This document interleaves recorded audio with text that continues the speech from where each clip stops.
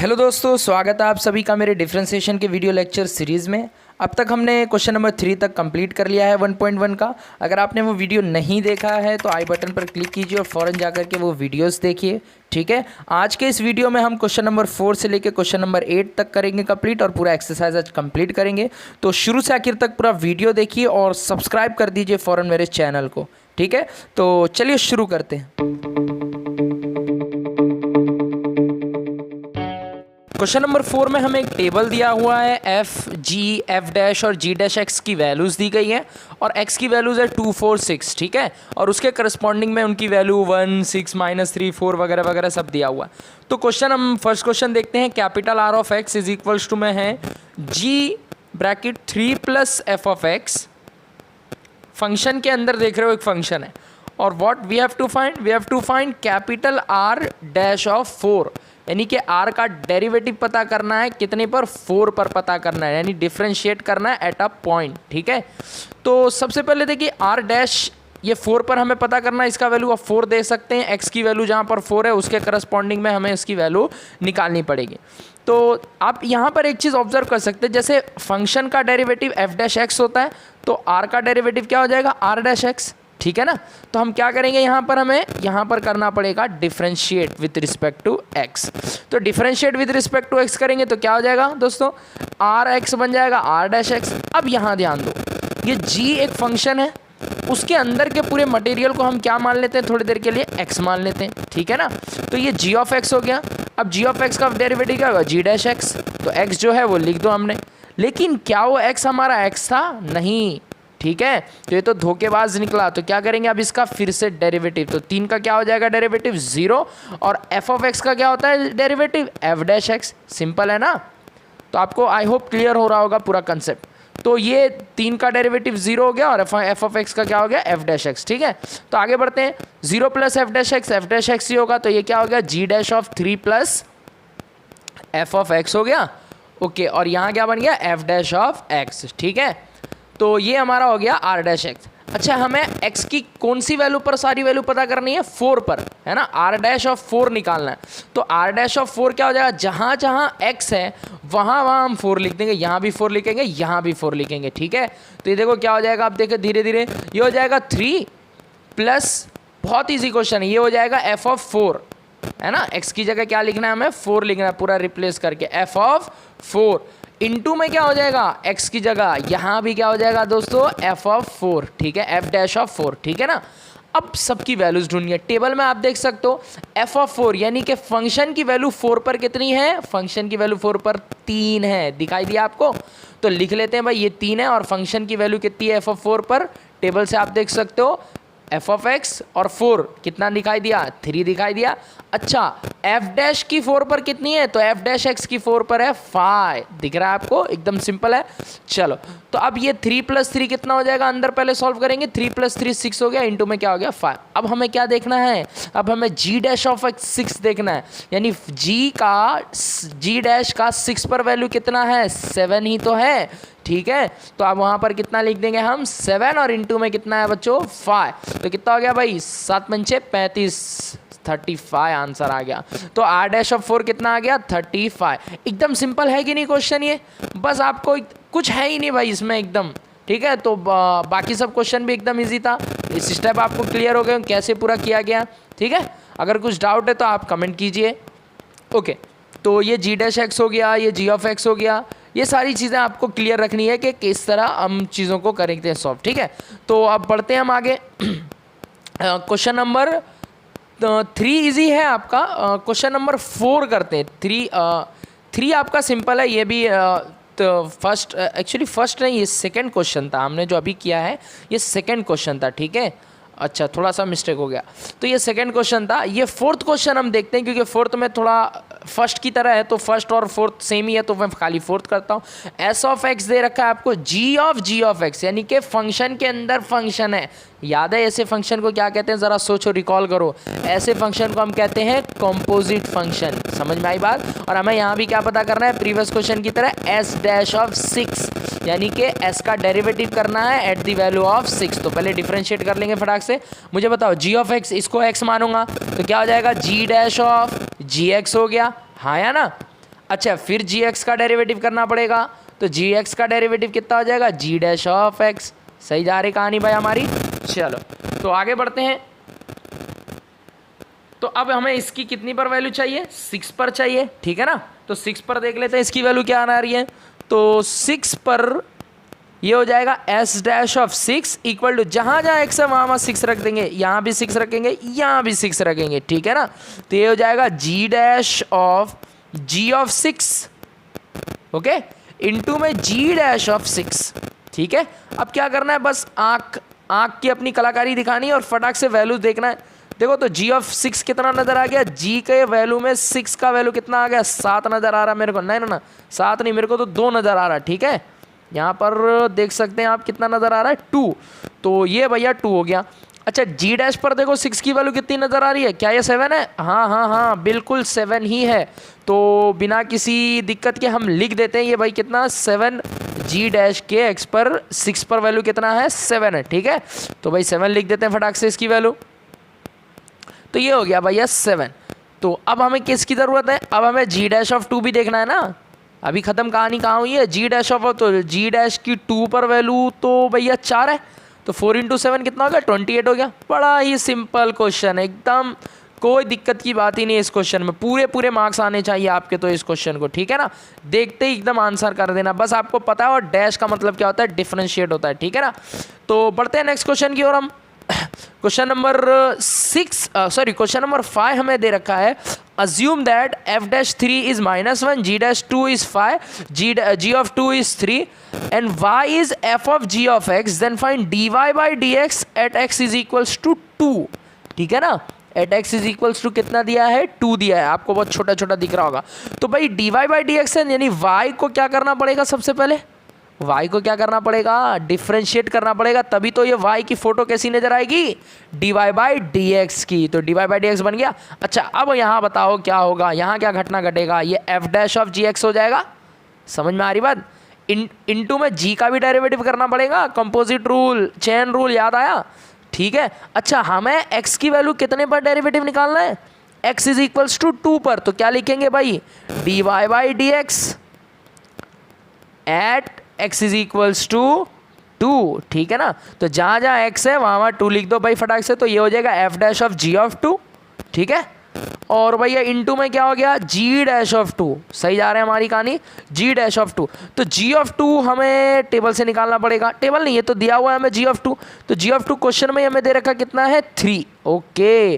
तो g of 2 हमें दे रखा है 3, क्वेश्चन में हम देख सकते हो। तो ये हो गया f डैश ऑफ 3।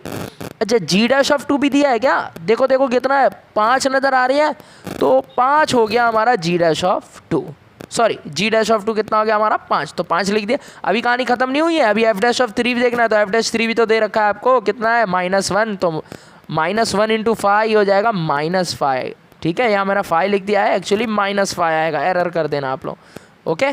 तो ये भी एकदम चिंदी सा क्वेश्चन था, आसान था एकदम, काफ़ी आसान है, ठीक है। तो आई होप क्लियर हो गया होगा आपको ये कंसेप्ट। बढ़ते हैं नेक्स्ट क्वेश्चन की ओर। क्वेश्चन नंबर 6 आपको दे रखा है कि भैया यहाँ भी एक फंक्शन है h ऑफ x और बड़ा सा रूट है 4f ऑफ x, और क्या क्या दिया हुआ है, वैल्यू भी कुछ गिवन है हमें, f of 1, g of 1, f dash 1, g dash 1। हमें पता क्या करना है, फाइंड h डैश ऑफ 1, मतलब h का डेरिवेटिव कर दो at the value of 1, okay. चलो तो भैया हमें h दिया है, क्या कर रहे हैं हम, जैसे हमने इसका डेरिवेटिव किया वैसे इसका भी करना पड़ेगा। तो फटाक से किस बात की देरी है, कर लेते हैं। तो differentiate with respect to x मार दिया भैया, तो ये हो गया हमारा h डैश ऑफ x। अच्छा रूट की कहानी है, तो रूट का डेरिवेटिव होता क्या है, रूट का डेरिवेटिव तो 1/2 रूट x होता है, हाँ या ना। ये कितना होता है, 1/2 रूट x। तो ये पूरी कहानी आ जाएगी, जो भी नीचे है वो पूरा एज इट इज़ नीचे रूट में छप जाएगा। लेकिन याद रहे चेन रूल भी तो यूज़ करना है, तो फिर से इसका डेरिवेटिव करेंगे तो क्या बनेगी कहानी, 4 बार है, कांस्टेंट है, इनटू में f डैश x हो जाएगा, ठीक है ना। ये कांस्टेंट का डेरिवेटिव 0 नहीं होगा क्योंकि कांस्टेंट फंक्शन के साथ जुड़ा हुआ है, तब उसको बाजू में रख देंगे और g डैश x हो जाएगा, ठीक है। तो भैया ये मल्टीप्लाई में हो गया। अच्छा हमें h की वैल्यू कितने पर निकालनी थी, डैश की 1 पर ना, तो सारे x कितने हो जाएंगे यहाँ पर, सारे एक्स भैया हो जाएंगे हमारे एक एक। तो h dash of 1 equals to, तो ये इक्वल टू कितना हो जाएगा 4 इंटू एफ डैश ऑफ 1, ठीक है, प्लस में कितना है 3 इंटू जी डैश ऑफ 1, ठीक है। तो जहाँ जहाँ एक्स है वहाँ वहाँ हम क्या लिख देंगे एक एक। अब यहाँ क्या हो जाएगा नीचे, वहाँ भी हो जाएगा 4 इंटू एफ ऑफ 1, ठीक है ना, प्लस में हो जाएगा 3 इंटू जी ऑफ 1। अब भैया हमें इस सब की वैल्यू दिया हुआ है, देखो क्वेश्चन में ऊपर सब की वैल्यू फटाफट लिख लेते हैं। तो एफ डैश 1 कितना दे रखा है हमें, एफ डैश 1 हमें दे रखा है 3, तो ये हो जाएगा 4 इंटू 3, ठीक है ना। ये हमें एफ डैश 1 दे रखा है 4, तो ये हो जाएगा 4 इंटू 3। अच्छा जी डैश 1 कितना दिया हुआ है, जी डैश 1 हमें दे रखा है 4, है ना, नीचे देखो। तो जी डैश 1 4 दिया हुआ, तो 3 इंटू 4 हो जाएगा, और अपॉन में कितना हो जाएगा 2 इंटू, अच्छा एफ ऑफ 1 कितना दिया हुआ है, एफ ऑफ 1 हमें दे रखा है 4, तो एफ ऑफ 1 कितना दे रखा है हमें, एफ ऑफ 1 भी दे रखा है 4, और प्लस में 3 इंटू जी ऑफ 1 कितना दे रखा है, जी ऑफ 1 हमें क्वेश्चन में कितना है भाई, जी ऑफ 1 दे रखा है 3, ठीक है ना। तो अभी हम देखते हैं इसकी वैल्यू को कैलकुलेट करते हैं। 4 3 ज़ा कितना हो गया 12, और ये 3 4 ज़ा भी कितना हो गया 12, डिवाइड में देखो 2 इंटू है। अब ध्यान दो इधर, ये 4 4 ज़ा कितना हो गया 16, और 3 3 ज़ा हो गया 9, ठीक है। तो 3 3 ज़ा हो गया हमारा 9। अच्छा अब ये 12 12 कितना हो गया ऐड करेंगे तो 24, और 24 अपॉन में कितना है 2, तो ये कैंसिल होकर के एक्चुअल में कितना बचेगा 12 ही। अच्छा ये 16 प्लस 9 25 हो गया, और अंडर रूट में 25 मतलब 5 हो गया, तो ये कितना है आंसर 12/5। तो इसको कैंसिल अगर कर देंगे तो ये कटेबल, हाँ, तो 5 1 ज़ा 5, 5 2 ज़ा 10, बच गया 2, तो पॉइंट 0 लगाएं, कितना बन गया भाई ये, ठीक है, तो ये हो गया 2.4। तो एच डैश ऑफ 1 की वैल्यू कितनी आई गाइस, एच डैश ऑफ 1 की वैल्यू आई हमारी 2.4। तो आई होप ये क्लियर हो गया रहेगा क्वेश्चन। बढ़ते हैं नेक्स्ट क्वेश्चन की ओर। ये समझ में आ गई बात। तो क्वेश्चन नंबर 7 आपको दे रखा है, find x coordinate of all the points on the curve. Curve क्या है, y is equals to sine 2x minus 2 sine x, और ध्यान रखिए x जो है वो 0 से लेकर 2 पाई तक रखना है। Where dy by d x is 0, मतलब एक y एक फंक्शन है, मुझे x की वैल्यू ढूंढनी है। x क्या होगा कब, जब dy बाई डी एक्स, जब dy बाई डी एक्स कितना होगा 0 होगा। तो इन शॉर्ट हमें x की वैल्यू ढूंढनी है, dy by d x equal to 0। तो dy बाई डी एक्स बनेगा कैसे, dy बाई डी एक्स तब बनेगा जब differentiate with respect to x करेंगे। तो ये क्या बन जाएगा, dy by d x is equals to sine 2x का क्या हो जाएगा कॉस 2x, और 2x का क्या हो जाएगा डेरिवेटिव 2, ये 2 बाहर ही है, साइन x का डेरिवेटिव क्या हो जाएगा cos x। तो आई होप ये क्लियर हो गया। लेकिन dy बाई डी एक्स तो हमारा क्या दिया हुआ है, एक्चुअली इफ की जगह आएगा सिंस, तो dy बाई डी एक्स 0, इसका मतलब ये पूरी वैल्यू किसके बराबर आ जाएगी 0 के। तो 2 cos 2x माइनस में 2 cos x इक्वल्स टू में कितना हो जाएगा 0। अब हमें भैया इस कंडीशन में मुझे x की वैल्यू ढूंढनी है कि क्या होगा, ठीक है। तो एक और चीज़ करते हैं, 2 2 कॉमन लेके कैंसिल कर दी और दोनों इक्वल हो गया, तो कितना नजर आ गया cos 2x equal to cos x। तो इस सिचुएशन में इस कंडीशन पर मुझे x की वैल्यू ढूंढनी है कि x कौन कौन सा एंगल होगा जब cos x और cos 2x बराबर होंगे। सो लिख लेते हैं एक बार फिर से इसको, cos 2x is equals to cos x, और हमें x की वो वैल्यूज़ ढूंढनी है जहाँ पर ये दोनों इक्वल हो, ठीक है, ये इक्वेशन सेटिस्फाई करता। तो भाई सबसे पहले एक आपको बता दूँ, cos 0 कितना होता है, cos 0 1 होता है। तो अगर मैं x की इक्वल्स टू 0 पर लिखूँ तो cos x इक्वल्स टू क्या हो जाएगा cos 0 0, है ना, सॉरी 1, cos 0 कितना हो जाएगा 1, ठीक है। एंड cos 2x कितना हो जाएगा, cos 2 इंटू 0 मतलब वो भी 0 होगा, तो cos 0 भी कितना हो गया वैल्यू 1। इसका मतलब x इक्वल्स टू 0 पर cos x और cos 2x दोनों कितने दे रहे हैं 1 दे रहे हैं, बिकॉज x ही 0 है, तो x 0 और 2x इंटू 2x भी क्या हो जाएगा 0 हो जाएगा। तो x इक्वल्स टू 0 इस इक्वेशन को सेटिस्फाई करता है।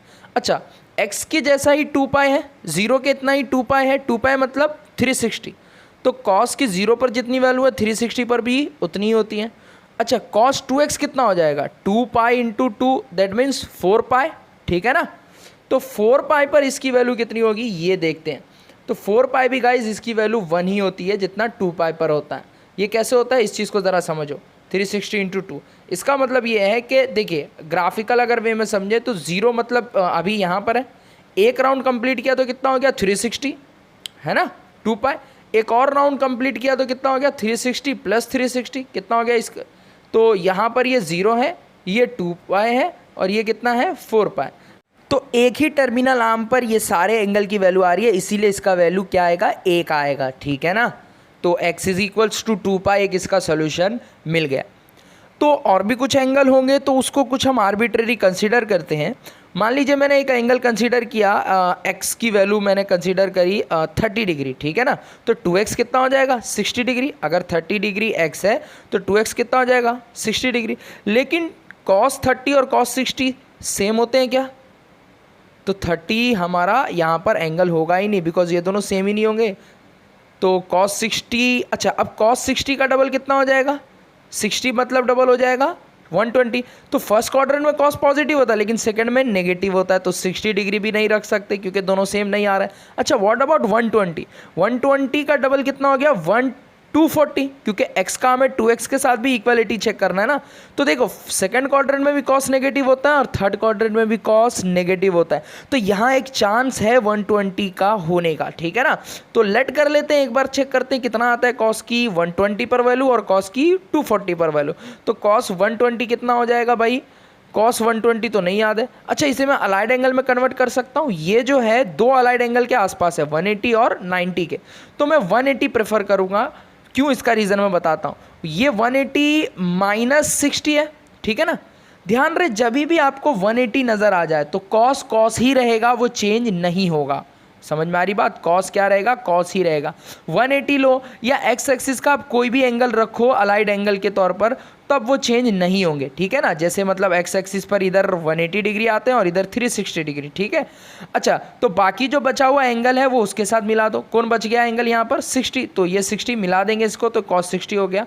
इसका मैं एक सेपरेट वीडियो बनाऊंगा, वहाँ देख सकते हो। अच्छा 180 माइनस 60 सेकेंड क्वाड्रेंट में चला गया। सेकंड क्वाड्रेंट में cos क्या होता है, नेगेटिव होता है, इसीलिए इसकी वैल्यू क्या हो जाएगी दोस्तों, इसकी वैल्यू कितनी हो जाएगी, cos 60 तो 1/2 होता है, तो ये कुल मिला के कितना हो गया -1/2 है ना। ये कितना हो गया -1/2। इसका जो रीज़न है मैं आपको दूंगा बाद में, नेक्स्ट वीडियो एक बनाऊंगा मैं इससे रिलेटेड, पूरा अलाइड एंगल से रिलेटेड। अच्छा अब आते हैं cos 2x पर, तो x इंटू 180 कितना हो जाएगा 240। तो cos 240 भी तो दो तरीके से देखा जा सकता है, इसको 270 के आसपास भी देखा जा सकता है और 180 के आसपास भी, लेकिन मैं 180 ही प्रेफर करूँगा। समझ में आ रही बात। तो ये कितना हो जाएगा 180 में तो ऐड करना पड़ेगा, तो प्लस कितना हो गया ये 60। अच्छा 180 मैंने कहा था ना, जैसे अब मैंने कहा था कि चेंज नहीं होता है, तो यहाँ भी cos ही रहेगा और 60 का 60 रहेगा। लेकिन बात आती है साइन क्या रहेगा, तो cos 180 प्लस थीटा कौन से क्वाड्रेंट में चले गए, थर्ड में। तो थर्ड में कौन पॉजिटिव होता है, tan और cot, और गया कौन है cos, तो cos तो नेगेटिव होगा, तो इसका मतलब यहाँ भी cos क्या आ गया नेगेटिव। तो माइनस cos 60 कितना हो गया -1/2। तो भैया x इक्वल टू 120 पर cos x और cos 2x दोनों कितने आ रहे हैं, सेम आ रहे हैं। इसका मतलब एक हमारा सोल्यूशन 120 डिग्री भी है। अच्छा इसके अलावा भी अगर कोई सोल्यूशन है तो वो आप खुद चेक करो क्या है सोल्यूशन। तो क्या क्या मिला अभी तक, 0, 2 पाई और हमें मिल गया 120। अच्छा 120 को मैं पाई के टर्म में कैसे लिखूँ, 60 को π/3 लिखते हैं, तो 2 × 60 है ना, 2 π/3 हो जाएगा 120। तो ये हमारा x की वैल्यूज आ गई भाई, सेट लिख सकते हैं 0, 2 पाई और 2 π/3। ये कह सकते हैं कि cos x के इन वैल्यूज पर 0, 2 पाई 2 π/3 पर cos 2x और cos x क्या होंगे, इक्वल होंगे। समझ में आ रही बात, तो क्लियर हो गया आपको। अच्छा एक बात ध्यान में रहे आपके कि x का रेंज क्या था, x आपका 0 से लेकर के 2 पाई तक के सारे एंगल थे, ठीक है। तो मैंने इतने ले लिए, 120 के अलावा भी अगर आपको कोई एंगल दिखता है तो आप देखिए। अच्छा नेक्स्ट क्वेश्चन, आपको एक एक्टिविटी बेस्ड क्वेश्चन दिया हुआ है, तो मैंने उस एक्टिविटी को उतार लिया पूरी तरीके से। क्या है क्वेश्चन, फंक्शन दे रखा है, एक g(x) और एक f(x). f(g)(x) क्या होगा, तो g(x) आपका क्या है, g(x) आपका क्या है e⁻x+3, हाँ है ना। तो e⁻x+3 g(x) की तरह लिख दूंगा, तो ये हो जाएगा f, अरे चल भाई पेन, अरे ये हो गया f ऑफ e⁻x+3, ठीक है, e⁻x+3। अब देखो फंक्शन क्या था हमारा, f(x) क्या था, x² + 5, जहाँ x था वहाँ x था। आज x की जगह क्या है, आज x की जगह क्या है, आज x की जगह e⁻x+3 है, तो वहाँ भी क्या आ जाएंगे e⁻x+3। जहाँ x था वहाँ x रहेगा, तो जहाँ e⁻x+3 है वहाँ भी क्या रहेगा e⁻x+3। तो वहाँ x का स्क्वायर था तो यहाँ e⁻x+3 का स्क्वायर, और 5 तो कांस्टेंट रहेगा ही। समझ में आ रही ना बात। x की जगह एक्स स्क्वायर हुआ तो e⁻x+3 की जगह e⁻x+3 का स्क्वायर हो जाएगा, प्लस में 5 रहेगा ही। अच्छा, इसको हम एक्सपांड करते हैं तो a + b the whole square में हो जाएगा a² यानी e⁻2x हो गया, प्लस 2ab तो 2 3 कितना हो गया 6, a कितना e⁻, और ये कितना हो जाएगा 3 का स्क्वायर 9, 9 + 14 कितना हो गया 9 + 5 हो गया 14 हमारा। चलो समझ में आ रही है। जी ऑफ एफ ऑफ एक्स देखना है तो एफ ऑफ एक्स हमारा क्या है x² है, तो जी ऑफ हमें क्या निकालना है x² + 5। अच्छा, जी ऑफ एक्स कैसा दिख रहा है आपको, e⁻x, तो x की जगह e⁻x है, तो यहाँ भी जहाँ e का पावर x है वहाँ e का पावर अभी क्या बनेगा x² + 5। समझ में आ गई बात। प्लस में कितना हो जाएगा वो 3 का 3 ही रहेगा। जो जैसा है वैसा ही आपको फंक्शन की तरह ट्रीट करना है। वहाँ x जिधर बैठा हुआ यहाँ भी नया वाला x उधर जा करके बैठेगा। तो हमें f of ji of x और g of f of x हमने निकाल लिया। अच्छा, अब हमें सिंपल सा क्वेश्चन है f' करना है, तो इसका डेरिवेटिव क्या हो जाएगा 2x, और इसका क्या हो जाएगा e⁻x का e⁻x। अच्छा, +5 था तो 0 रहेगा ना, +5 का 0 हो गया तो ये 2x ही हो गया, और +3 का भी 0 हो गया तो ये कितना मिल गया e⁻x। तो f' और g' भी आपको क्लियर हो गया रहेगा कंसेप्ट। अच्छा, हमें आप क्या पता करना है, derivative of f of g x with respect to x in terms of f and g। तो क्या होगा ये ज़रा सोचो। फंक्शन का डेरिवेटिव होगा तो f' of g of x कर लेंगे, लेकिन फिर से हमें g ऑफ x का डेरिवेटिव करना पड़ेगा। कंपोजिट फंक्शन है ना ये, तो चेन रूल के हिसाब से। तो ये हमने ऑलरेडी सीख चुका है ऐसे कैसे डेरिवेटिव करते हैं ना, क्वेश्चन नंबर 4-5 में ही हमने सीखा था ये चीज़। ठीक है, तो ये हमारा कंसेप्ट हो गया। नेक्स्ट हमें d/dx of f of gx। अच्छा, f ऑफ gx हमने तो निकाल रखा है, ये क्या है e⁻2x + 6 e⁻x + 14। इसका डेरिवेटिव बड़ा ही आसान है, e⁻2x का e⁻2x हो जाएगा, 2x का फिर से 2 हो जाएगा तो इसको बाजू में लिख दिया हमने। अच्छा, 6 वैसे ही रहेगा, e⁻x का e⁻x ही रहेगा, और 14 का 0 हो गया तो नहीं लिखते, जाने दो। ठीक है। अच्छा, ये डेरिवेटिव एट x = 0 कितना होगा। अच्छा, तो भाई x की जगह 0 पुट कर दो हर जगह, तो 0 0 पुट करेंगे तो क्या हो जाएगा 2 × e⁻0, e⁻0 कितना होगा 1, तो 2 × 1 हो गया, प्लस में 6 × e⁻0 मतलब 1 हो गया, तो ये भी 6 × 1। अच्छा, 2 1 = 2, 6 1 = 6, कितना हो गया, दोनों ऐड करो 8 आ गया आंसर। चलो, तो बहुत सिंपल क्वेश्चन है। जी ऑफ एफ ऑफ एक्स का डेरिवेटिव करना है विथ रिस्पेक्ट टू एक्स, जैसे हमने एफ ऑफ जी एक्स का किया विथ रिस्पेक्ट टू एक्स, वैसे ही हमें जी ऑफ एफ ऑफ एक्स का करना है। तो क्या हो जाएगा बच्चों, जी ऑफ एफ ऑफ एक्स, फिर से एफ ऑफ एक्स का डेरिवेटिव क्या हो जाएगा f'(x). समझ में आ रही ना बात। चलो, तो बहुत एकदम सिंपल सी कहानी जा रही है हमारी। नेक्स्ट हमें इसका डेरिवेटिव निकालना है, तो ये हमने ऑलरेडी बड़ा सा फंक्शन ढूंढ रखा था स्टार्टिंग में ही। क्या है हमारा भाई, ये e का पावर x² + 5 + 3। तो डेरिवेटिव कर डालें इसका, e⁻x का डेरिवेटिव e⁻x ही होता है, तो भैया e⁻x² + 5 तो वैसे ही रहेगा, लेकिन x² 5 का फिर से करना पड़ेगा क्योंकि ये x नहीं था, तो x² का 2x हो गया और 3 का कितना हो जाएगा 0। तो भैया क्या मिला गई कहानी, 2x × e⁻x² + 5। तो ये हमें g of f of x का डिफरेंशिएशन मिल गया, डेरिवेटिव मिल गया। अच्छा, अब एट x = -1 करना है, तो 2 × -1, e⁻1 का स्क्वायर इज 1, तो 1 + 5 कितना हो गया भाई 6। तो कुल मिला के कहानी क्या बन गई, -2 × e⁻6। ठीक है, तो बस आज के लिए इतना ही। अगर ये वीडियो पसंद आया तो इसे लाइक कीजिए, कुछ डाउट है तो कमेंट कीजिए, और जितना हो सके इसे शेयर कीजिए, and do not forget to subscribe.